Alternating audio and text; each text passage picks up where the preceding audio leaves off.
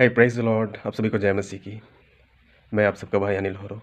मैं छोटा-सा एक बात को लेकर के आप सबके बीच में आया हूँ इस वीडियो के द्वारा। मैं ये कहना चाहता हूँ कि उन सभी भाई-बहन जो मसीह में हैं, उन सब के लिए, क्या आप जानते हैं इन दिनों में बहुत से जवान भाई-बहनों के मुँह से, उनके ज़ुबान से बहुत सारी अश्लील बातों को, गलत शब्दों को, गलत वर्ड का इस्तेमाल करते हुए कई बार हम सुनते हैं। क्या उचित है उन्हें इन सब बातों को अपनी ज़ुबान से बोलने के लिए? कई बार दोस्तों के बीच में रहते हुए उन लोगों के मुँह से अश्लील बातों को सुनने को हम पाते हैं। कई बार शब्दों के द्वारा ठेस भी पहुँचाते हैं।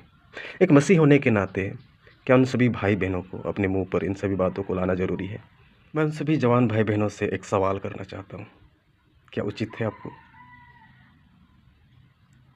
आपको कि उन शब्दों का प्रयोग आप किसी को ठेस पहुँचाने के लिए या फिर किसी को एंटरटेन करने के लिए या अपनी शोभा बढ़ाने के लिए, अपनी बातों का शोभा बढ़ाने के लिए उन सभी शब्दों का आप इस्तेमाल करते हैं, प्रयास करते हैं?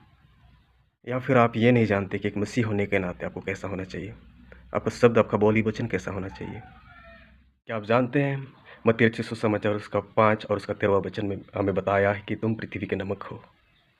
क्या आप में नमक है मेरे भाई? क्या आप में नमक है मेरे बहन?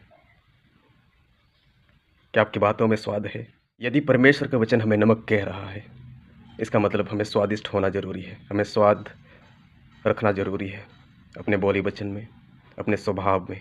परमेश्वर का वचन कुछ इस प्रकार से बताता है, कुलिस्सियों उसका 4 और 6 वचन, तुम्हारा वचन यानी कि शब्द सदा अनुग्रह सहित और सलोना होनी चाहिए,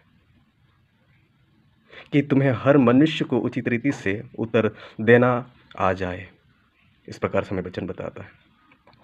हमारा बोलना, हमारा शब्द अनुग्रह सहित और सलोना होना चाहिए, कि ताकि हम लोगों को, एक दूसरे को उचित रीति से बोलना आ जाए। उसी प्रकार परमेश्वर का वचन ये भी बताता है कि इफिसियों के पत्री उसका 4 और 29 वचन, कोई गंदी बात तुम्हारे मुंह से ना निकले, पर आवश्यकता के अनुसार वही निकले जो उन्नति के लिए उत्तम हो, ताकि उसे सुनने वाले पर अनुग्रह हो।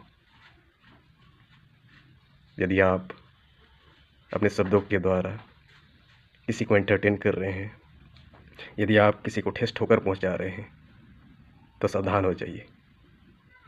अपने गलत वर्ड, गलत शब्दों को इस्तेमाल करना छोड़िए। उन सभी शब्दों का इस्तेमाल करें अपने बोलने में जो दूसरों की उन्नति के लिए है। एक मसीह होने के नाते, एक मसीह भाई बहन होने के नाते आपको अपने शब्दों पर नियंत्रण रखना बहुत ज़रूरी है।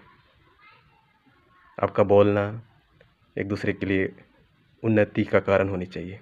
यदि आप इन वचनों से सहमत हैं, इन बातों से सहमत हैं, तो उन सभी भाई बहनों को, उन सभी जवान भाई बहनों को जो विशेष करके मसीह में हैं, वीडियो को शेयर करें, उन्हें इनकरेज करें।